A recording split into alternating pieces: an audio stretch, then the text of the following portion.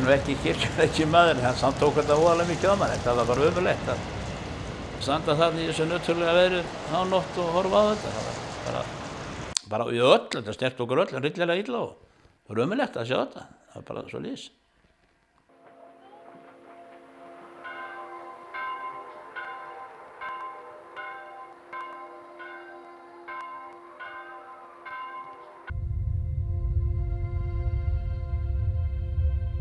Vetur í Grímsey mun erfiðari í dag heldur en var hér áður fyrr. Og hvað ástæðan fyrir því? Það fámennið.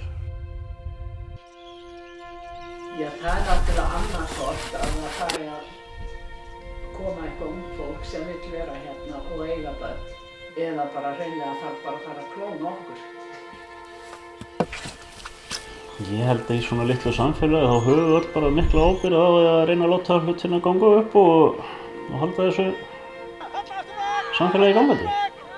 Þetta snýst það að við erum sterkara samfélag, við erum stærra samfélag, við erum það sem við erum og það er ekki búið að taka neitt af okkur.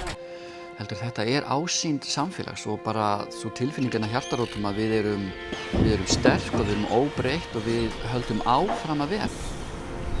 Þetta stundum eins og dýragarður. Sérstaklega það skemmt að vera skip og svo kemur ferjan með 100 manns og þetta, þú kemst alltaf út úr húsi, það alls staðar. Þannig að já, þetta stundum eins og dýragarður, það alveg rétt en